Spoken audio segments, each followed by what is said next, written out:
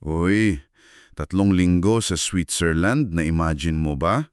Yung talagang, alam mo yun, malilibot mo ang mga bundok, lawa at syudad na parang nasa postcard.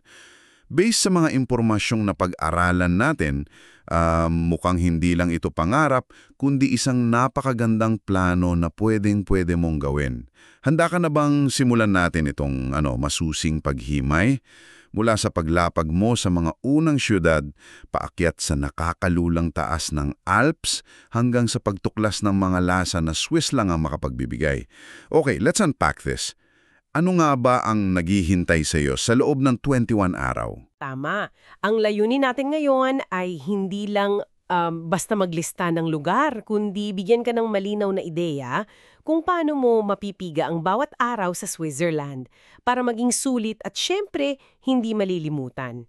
Susuriin natin yung mga highlights mula sa iba't ibang posibleng ruta, yung mga talagang di dapat palampasin, mga kakaibang experience at syempre ilang practical na gabay.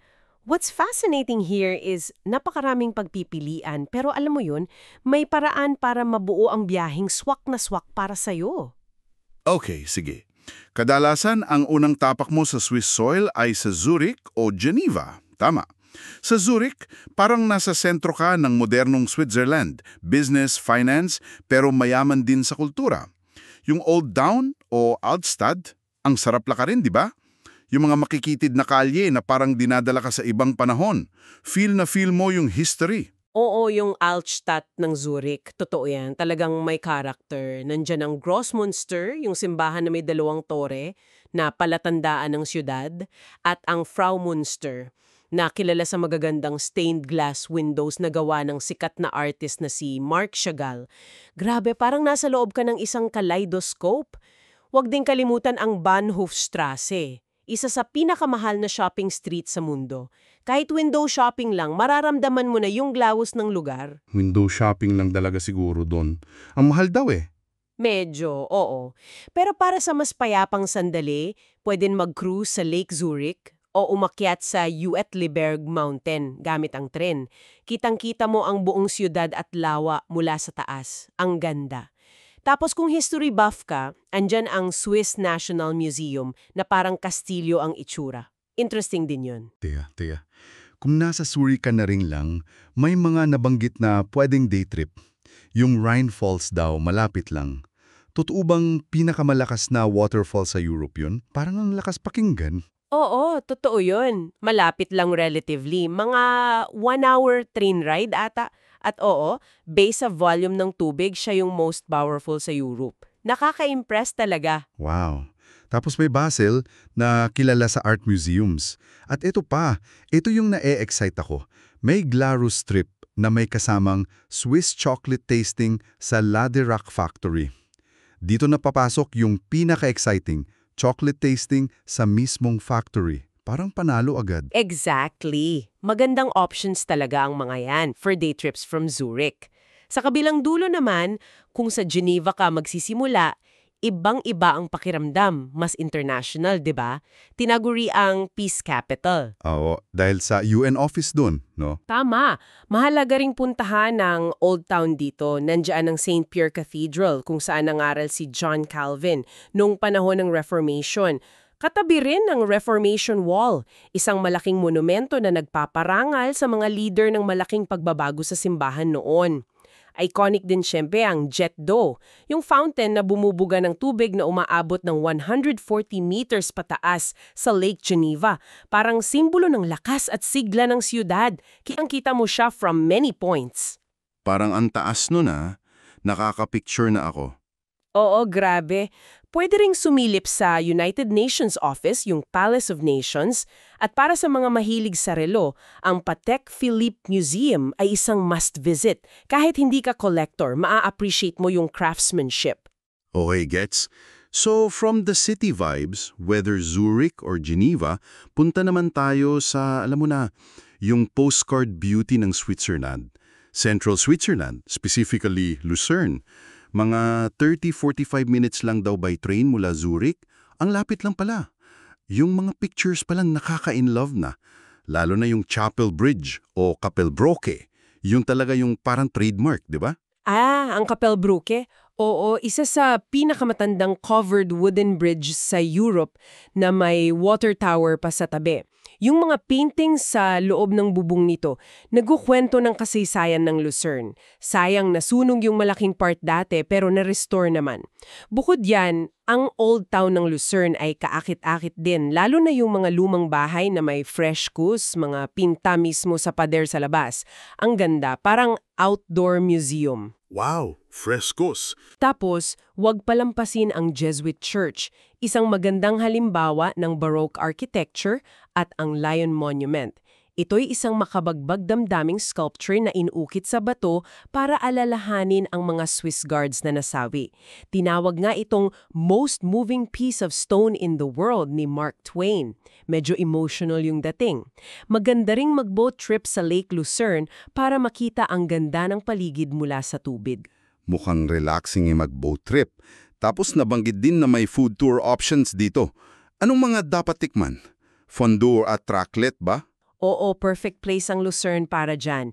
Maraming restaurants na nag-o-offer ng traditional Swiss food. Kailangan mong matikman yung authentic cheese fondue tsaka raclette. Yun talaga ang taste of Switzerland. Nako, cheese lover ako. Sige, noted yan. At ang mga bundok, eto na, isa sa mga dahilan kung bakit dinadayo ang Switzerland. Malapit sa Lucerne, ano ba yung mga sikat na akyatin? Nabanggit yung Mount Pilatus at Mount Titlis. Para sa listener na first time aakyat ng bundok sa Alps, alin kaya sa dalawa ang mas sulit o mas wow ang experience? Medyo confusing kasi parehong sikat eh. Magandang tanong yan. Parehong spectacular pero magkaiba talaga yung offer nila. Ang M. Pilatus, sikat sa sinasabing steepest cogwheel railway sa mundo, yung tren na parang kumakapit sa sobrang tarik na riles paakyat. Experience pa lang yun, wow na. May mga alamat pa tungkol sa mga dragon dyan. Ang experience dito ay classic alpine view, yung mga green meadows, tapos mountains. At syempre, yung thrill ng biyahe. Steepest cogwheel railway. Interesting. Parang adventure agad. Oo. Sa Titlis naman, mas high alpine ang pakiramdam. Mas mataas kasi siya. May umiikot na cable car, yung Rotaire, kaya 360-degree view habang paakyat. Hindi ka magsasawa sa view. Sa taas, may glacier cave kang mapapasok, may cliff walk na suspension bridge para sa mga matatapang. Ay, suspension bridge. Medyo nakakatakot ba yun? Medyo. Pero safe naman. Tsaka may ice flyer chairlift papunta sa snow park kung saan pwedeng mag-snow activities kahit summer. Snow tubing, ganun. So summary, kung gusto mo ng snow experience kahit summer at mas mataas na altitude, Titlis. Kung classic alpine scenery, legends at unique train ride, Pilatus. May M-Trigi din na option, kilala sa magandang sunrise at sunset views at kasama to sa Swiss Travel Pass usually. Mas budget-friendly option siya. Okay. Good tip yung sa M3G. Para may choices. At kung talagang extreme adventure ang hanap mo, may nabanggit na canyoning. Yes, may canyoning sa Schliere, malapit lang sa Lucerne. Ito yung pababa ka sa canyon, nag-rappel sa waterfalls, nag-slide sa rocks, para sa mga thrill seekers talaga. Medyo intense. Okay, mukhang kumpleto ang Central Switzerland experience. Ngayon, ito na yata yung nasa isip ng marami pag sinabing Switzerland. Yung Bernese Oberland, ang puso ng Swiss Alps. Yung mga berding lambak, maliliit na chalet, tapos nangingibabaw yung matatayog at may yelong tuktok ng bundok. Interlaken daw ang gateway dito, tama? Tama ka. Ang Jungfrau region sa Bernese Oberland ang madalas na highlight ng Swiss trip for many people. Dito mo makikita ang Lotharbrunnen Valley. Isipin mo, isang lambak na may 72 waterfalls. As in 72 Kasama na dito ang Staubach Falls na kitang-kita mula sa village, mataas at parang ribbon lang na nahuhulog. At ang Trummelbach Falls na kakaiba. 10 malalakas na glacial waterfalls na nasa loob mismo ng bundok. May elevator paakyat tapos lalakarin mo yung tunnels. Maririnig at mararamdaman mo talaga ang lakas ng kalikasan. Nasa loob ng bundok yung falls. Wow, parang ang powerful nun. Sobra.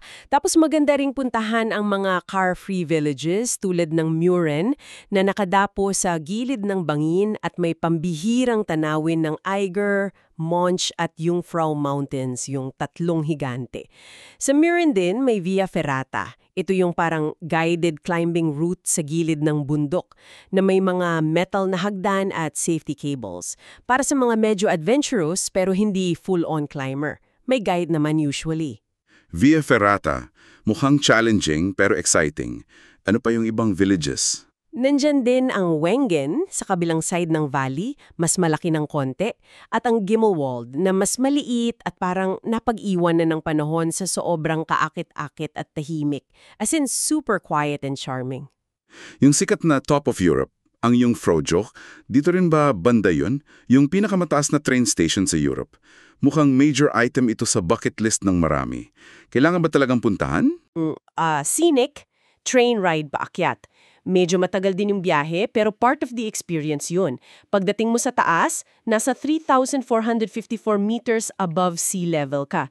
Parang nasa ibabaw ka na ng mundo. Makikita mo doon ang Ice Palace, mga tunnel at kwartong inukit sa loob mismo ng glacier na may mga ice sculptures. Ang lamig doon. Pwede ka ring umakyat sa Sphinx Observatory para sa 360-degree view ng LH Glacier, ang pinakamahabang glacier sa Alps, at ng mga nagtataasang bundok sa paligid. Nakalula sa ganda. Grabe. Pero nabanggit mo kanina na medyo may kamahalan. Gaano kamahal? At sulit ba talaga? Yes, mahalaga lang tandaan, medyo may kamahalan talaga ang biyaheng ito. Isa ito sa pinakamahal na mountain excursion sa Switzerland. So, dapat mong pag-isipan kung pasok ba ito sa budget mo at kung ito ba yung type of experience na hinahanap mo. Hindi siya basta-basta, pero para sa marami, once-in-a-lifetime experience siya, so sulit ang bawat sentimo. Depende talaga sa priorities mo. Okay, fair point. Bukod sa Jungfrau Yak, parang ang dami pang ibang pwedeng gawin sa area na ito. Kung medyo nalulula ka sa dami ng options, or maybe limited ang budget for Jungfrau Yak, ano pa ba yung mga di dapat palampasin? Marami pa nga. Kung mahilig ka sa thrilling views, pwedeng pumunta sa Grindelwald first. Mula Grindelwald Village, may cable car paakyat. Doon may first cliff walk by Tissot, isang metal walkway na nakakabit sa gilid ng bundok. Lakad ka lang sa gilid ng bangin. May options din for zip lining, first flyer, or fun scooter rides pababa, trotty bikes. Masaya to, lalo na kung may kasama kang pamilya or friends. Ay parang fun yung trotty bikes, scooter pababa ng bundok. Oo, para sa mas relaxing views naman ng Interlaken at ng dalawang lawa, Lake Thun at Lake Breens, pwedeng umakyat sa Harder Kulm gamit ang funicular, parang maliit na tram paakyat ng bundok. Mabilis lang, maganda doon pag sunset. Maganda ring mag-cruise sa isa sa mga lawa. Sa Lake Brienz Cruise, makikita mo ang Giesbach Falls na dumadaloy pababa papunta sa lawa. Napaka-picturesque. At kung gusto mo ng kakaibang nature walk, may Arischlucht Gorge, isang makipot na canyon na may walkway sa gilid ng ilog. Parang maze na gawa ng nature. Ang daming choices for nature lovers. Hiking syempre, staple yan na. Oo, hiking ang hari dito. Mula easy walks sa valley floor hanggang challenging trails like the Eiger Trail na nasa paanan mismo ng sikat na Eiger Mountain. Sobrang daming options for all fitness levels. At kung gusto mo ng hands-on fun, may chocolate making class sa Interlaken, yung Funky Chocolate Club. Pwede kang gumawa ng sarili mong Swiss chocolate bar. Chocolate making ayos yan, tsaka yung paragliding sikat din daw dyan. Ay, oo. Sobrang popular ng tandem paragliding sa Interlaken. Yung lilipad ka kasama ang instructor tapos view mo yung buong valley, yung dalawang lawa at yung Alps. Thrilling pero unforgettable daw. Wow, grabe. Ang Alps experience sa Bernese Oberland. Sunod na tanawin naman natin ang isa pang iconic alpine destination, Zermatt. Ito yung village na walang kotse, di ba? At dito matatagpuan ang hugis piramide na bundok na nasa Toblerone, ang Matterhorn. Ang sikat na sikat. Eksakto. Ang Zermatt ay may kakaibang alpine charm. Car-free village ito, kaya electric taxis at mga karwahe lang ang makikita mo. Tahimik, malinis ang hangin, at oo, nangingibabaw dito ang marilag na Matterhorn. Iba yung presence niya, parang laging nakabantay. Para masilayan ito ng malapitan at sa best angles, may dalawang classic viewpoint excursions. Una, ang Gorner Grat na mararating via cogwheel train. Ito yung classic na Zermatt experience. Dito mo makukuha yung sikat na view ng Matterhorn na nagre-reflect sa Riffle Sea Lake, lalo na sa umaga pag kalmado yung tubig. Perfect for photos. Yung reflection shot. Okay. Ano yung pangalawa? Pangalawa, ang Matterhorn Glacier Paradise na ipinagmamalaki ang pagiging pinakamataas na cable car station sa Europe, 3,883 meters. Sobrang taas. Mula dito, kitang-kita mo ang Alps ng Switzerland, Italy, at France. Panalo rin yung view ng Matterhorn dito, ibang anggulo naman. May isa pang viewpoint, ang Rothorn, usually mas konti tao, maganda rin. Pero itong Gorner Grat at Glacier Paradise ang madalas na pinagpipilian para sa ultimate Matterhorn experience. Car-free village. Sounds charming and peaceful. Pero hindi ba't medyo hassle yun pagdating sa mga bagahe o kung pagod ka na sa kalalakad? Paano ang galawan doon? Practical question lang.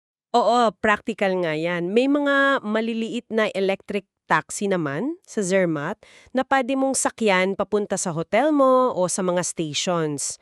Medyo may bayad nga lang, maraming hotels din ang nag-o-offer ng pick-up service mula sa train station. At dahil compact lang naman ang village center, walkable siya. Masarap nga maglakad-lakad doon kasi wala kang iintindihin mga sasakyan. Pero tama ka, kailangan lang ng konting planning sa logistics, especially pagdating at pag-alis. Okay, doable naman pala. Bukod sa views, Zermatt is a hiker's paradise daw. Definitely.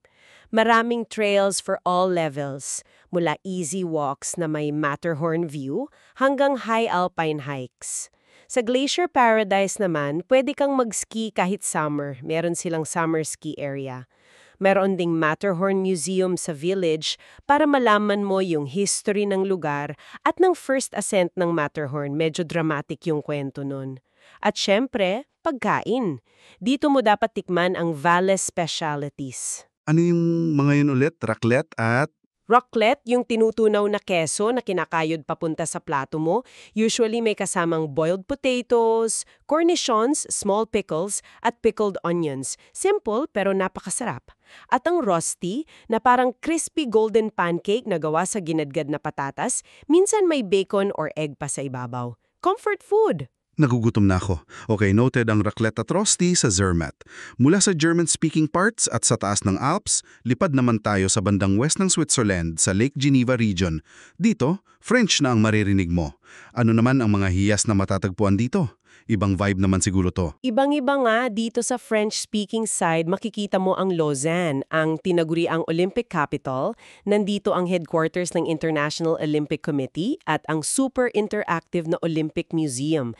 Kahit hindi ka sports fan, maa-appreciate mo. May maganda ring old town ang Lausanne na may kahanga-hangang Gothic cathedral at nasa tabi rin ito ng Lake Geneva, particular sa Uchi waterfront. Masarap maglakad-lakad doon. Olympic capital pala? Interesting. Ano pa? Tapos nandiyan ang Montreux, ang Swiss Riviera. Napakaganda ng lakeside promenade nito na puno ng bulaklak, parang nasa Mediterranean ka. Dito mo makikita ang sikat na statue ni Freddie Mercury ng Queen kasi dito siya tumira at nag-record. Malapit lang dito ang Chateau de Chillon, isang medieval castle na parang lumulutang sa gilid ng lawa. Isa sa pinakabinibisitang historical sites sa bansa. Sobrang photogenic, kailangan mong puntahan to. Kilala rin ang Montreux sa sikat na jazz festival tuwing Hulyo. Parang ang romantic ng Montreux at Chateau de Chillon. Tapos may nabanggit ding Gruyères. Hindi ba't sikat na keso yan? Ano meron sa lugar na to bukod sa keso? Oo, tama ka. Ulit, ang Gruyères ay isang picture-perfect medieval town kung saan nga nanggagaling ang sikat na Gruyères cheese. Mukha siyang village na galing sa fairy tale na sa tuktok ng burol. Bukod sa pag-ikot sa napakagandang Gruyères Castle, dapat talagang bisitahin ang La Maison du Gruyère, isang modernong cheese factory sa baba ng village. Makikita mo dito ang proseso ng paggawa ng keso mula sa gatas hanggang sa pag-mature nito sa cellar at syempre may libreng patikim pa. Ang bango dun. libreng patikim ng Gruyere. Gusto ko yan. Ano pa meron doon? Interesting din, lalo na sa mga mahilig sa saysay o art, ang H.R. Giger Museum. Si Giger ang Swiss artist na nag-design ng alien sa pelikula. Yung museum, nasa isang maliit na kastilyo din at puno ng mga biomechanical art niya. Kakaiba at medyo surreal, ibang klase sa karaniwang makikita mo sa Switzerland. May Giger bar din na parang nasa loob ka ng skeleton. Wow! Alien Museum sa isang medieval town? Ang weird, pero ang cool. 'Di ba? Tapos, kung gusto mo pa ng mas mataas na tanawin sa regyong ito, may option na pumunta sa Glacier 3000. Medyo malayo na to pero accessible pa rin. Dito makikita ang Peak Walk by Tissot, ang kauna-unahang suspension bridge sa mundo na nagkokonekta sa dalawang mountain peaks. Parang naglalakad ka sa ere. Mayroon ding silang alpine coaster. Parang roller coaster sa gilid ng bundok. Masaya to. Grabe! Parang bawat sulok ng Switzerland may kanya-kanyang key. Ang daming options. Pero 3 linggo yan eh. Kung sakaling may extra days ka pa o baka iba ang priority mo, halimbawa mas gusto mo ng city exploration or history kaysa puro bundok, ano pa kayang ibang lugar ang sulit isingit? Maganda yan, kasi flexible naman dapat ang plano, 'di ba? Kung may oras pa, o kung city life at history ang hanap mo, dapat mong ikonsidera ang Bern, ang capital city. Hindi siya kasing laki ng Zurich pero sobrang charming. Ang old town nito ay UNESCO World Heritage Site na preserve ng maigi ang medieval architecture, yung mga arcades sa gilid ng kalye, nandyan ang Zeitloge Clock Tower na may gumagalaw na figures kada oras, ang Bear Park, bear kasi ang simbolo ng Bern, at ang Rose Garden para sa panoramic view ng Old Town at ng Aare River na nakapalibot dito. Dito rin ang Einstein House, yung apartment kung saan nakatira si Albert Einstein nung na-develop niya ang theory of relativity. Pwede mong bisitahin. Tsaka Paul Klee Center for Art Lovers. Capital pala ang Bern. Akala ko Zurich or Geneva. At Einstein House. Wow! Hilig mo. Border city siya, malapit sa France at Germany. Bukod sa world-class Kunstmuseum, may Tingwelly Museum din na puno ng kinetic sculptures, mga art na gumagalaw. Unique siya. Maganda rin mag-cruise sa Rhine River dito. Okay. Bern for capital, charm and history, Basel for art. Sa ibang direction naman. Sa bandang silangan namang nariyan ang St. Gallen. Ang highlight dito ay ang Abbey of St. Gall, UNESCO site din. Lalo na ang napakagandang Baroque Cathedral at ang Abbey Library, Stift's Bibliothek. Isa ito sa pinakamatanda at pinakamagandang library sa mundo. Parang nasa Beauty and the Beast ka. Sobrang ganda ng interior. May Wild Park Peter and Paul din doon para makakita ng local animals like ibex and marmots in a natural setting. Abbey Library. Parang gusto kong makita yun. Tapos sa south, yung Italian part. Oo. Huwag natin kalimutan ang Timog, ang Italian-speaking part. Ang Ticino region, kung saan nandun ang Lugano. Para kang nasa Italy, pero nasa Switzerland ka pa rin. Ibang vibe talaga. Mas relaxed, Mediterranean ang feel, may mga palmera, maganda mag-cruise sa Lake Lugano, umakyat sa Monte Bre or Monte San Salvatore via funicular para sa views ng lawa at ng city. Pwede ring mag-day trip sa Lake Como, Italy na malapit lang o sa Verzasca Valley na may Emerald Green River at yung sikat na Ponte dei Salti na double arch stone bridge. Dito rin dumadaan ang sikat na Bernina Express Scenic Train, isang UNESCO route na may red train na dumadaan sa mga bundok at glaciers papunta o pabalik ng tour. Pwede mong isama sa itinerary mo papunta o pauwi. Okay. Ang dami talagang pagpipilian. Parang kulang pa yata ang 3 weeks. Pero alam naman natin ang reputasyon ng Switzerland. Medyo mabigat sa bulsa. Let's talk practicalities. Paano ba ang diskarte sa transportasyon at budget? May mga life hacks ba para makatipid kahit konti ang isang first-timer? Totoo, mahal ang Switzerland, hindi natin itatanggian. Pero may mga paraan. Isang malaking bagay ang Swiss Travel Pass. Mahal siya upfront, pero kung marami kang lilipatan at gagamit ng public transport at museums, malaki ang matitipid mo in the long run. May iba't ibang duration ito, 3, 4, 6, 8, or 15 consecutive days or flexible days within a month. Sakop nito ang halos lahat ng public transport, tren, bus, boat, pati trams at bus sa mga lungsod. Hindi mo naiisipin bumili ng ticket every time. Kasama na rin ang libreng entrance sa mahigit 500 museums. At importante, nagbibigay ito ng discount, usually 50%, sa karamihan ng mga mountain excursions, cable cars, cogwheels tulad ng sa Pilatus, Titlis at Gornegrat.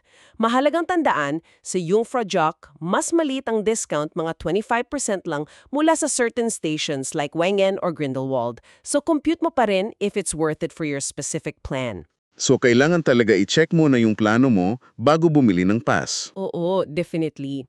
Kalkulahin mo yung estimated cost ng individual tickets versus the pass price. Napakahalaga ring i-download ang SBB mobile app. Ito ang app ng Swiss Federal Railways. Dito mo makikita lahat ng schedules, platform numbers, real-time updates, at pwede ka ring bumili ng tickets kung wala kang pass. Super reliable niyan. Yung Swiss Travel Pass, hindi lang siya basta ticket. Sinasalamin nito yung value ng mga Swiss sa integration at efficiency. Isang system para ma-access mo halos lahat. Experience na rin siya ng Swiss system in action. Okay, noted yung SBB app. Tapos yung mga scenic trains na nabanggit mo, like Glacier Express, kasama ba yun sa pass? Yung biyahe mismo, oo, covered ng pass. Pero yung mga panoramic trains tulad ng Glacier Express, Zermatt St. Moritz, Chur, Bernina Express, Chur, Tirano, Italy, at Golden Pass Express, Monterey, Interlaken, madalas kailangan ng seat reservation na may dagdag bayad, bukod pa sa pass mo. Required yon kasi limited yung seats, especially sa panoramic coaches na may malalaking bintana. So, extra cost pa rin siya. Okay. Reservation fee on top of the pass. So, train talaga ang hari ng transportasyon doon.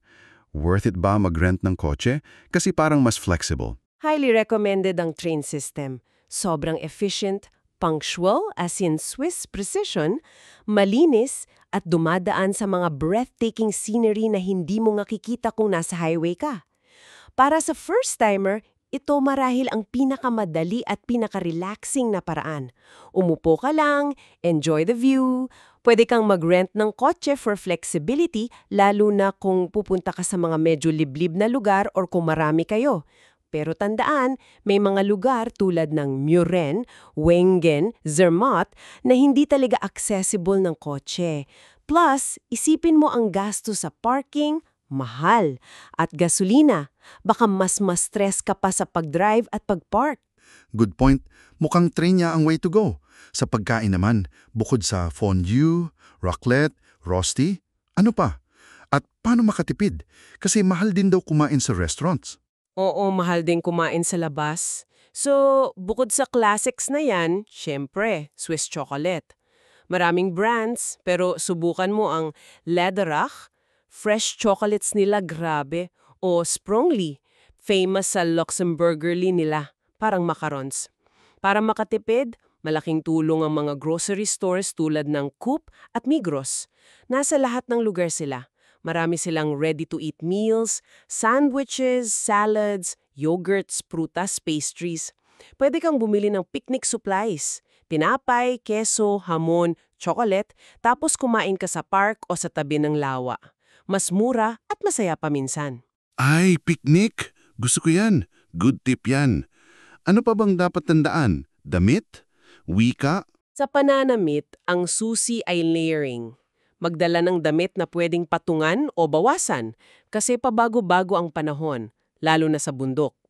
Kahit summer, malamig sa taas ng Alps. Kailangan ng jacket, minsan gloves at bonnet pa.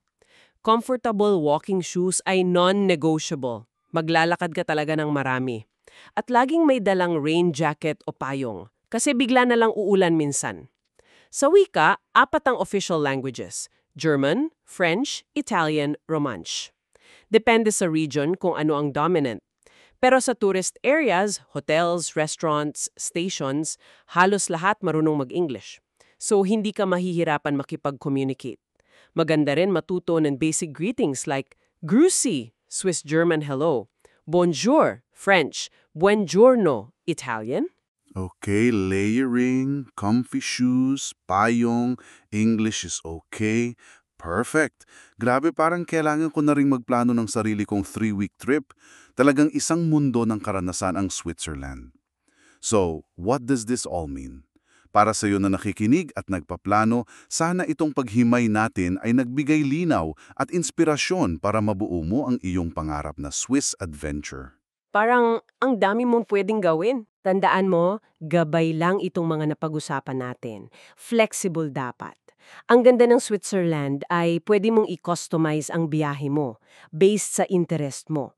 More hiking, more cities, more food trips, more relaxation lang sa tabi ng lawa. Ikaw ang bahala. Ang mahalaga ay na-visualize mo na ang mga posibilidad. If we connect this to the bigger picture, no? Ang paglalakbay sa Switzerland ay higit pa sa magagandang tanawin. Ito'y pagdanas ng kakaibang timpla ng precision at kalikasan, ng culture na hinubog ng tatlong malalaking impluensya, German, French at Italian, lahat sa isang compact na bansa na gumagana ng maayos.